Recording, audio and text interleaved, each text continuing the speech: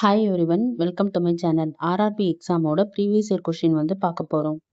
கொஷினில் என்ன கேட்டிருக்காங்கன்னா, ஒரு லேபரோட சேலரியை முன்னாடி இருந்ததை விட 25% இன்க்ரீஸ் பண்ணியிருக்காங்க.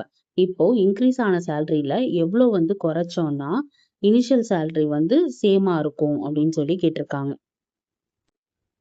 இனிஷியலாக சேலரி 100ன்னு இருந்துச்சுன்னா நியூ சேலரி 25% இன்க்ரீஸ் பண்ணோன்னா 125. இப்போ இதோட டிஃபரன்ஸ் என்ன? 25. இந்த 25 தான் நம்ம டிக்ரீஸ் பண்ணணும். ஸோ 25/125க்கு தான் 25 எவ்வளோ பர்சன்டேஜ்னு கண்டுபிடிக்க போகிறோம். So 25/125 into 100. 25 5 சார் 5 20.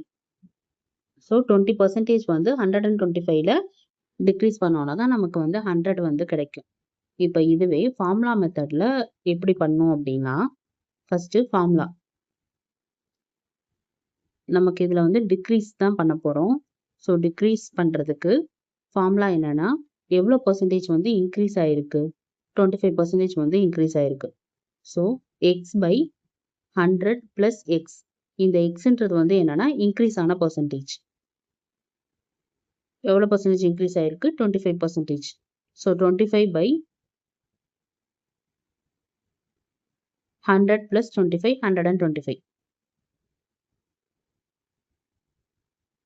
25/125 into 100.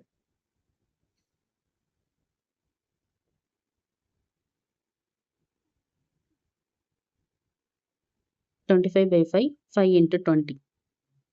ஒரே answer 20. Thank you for watching.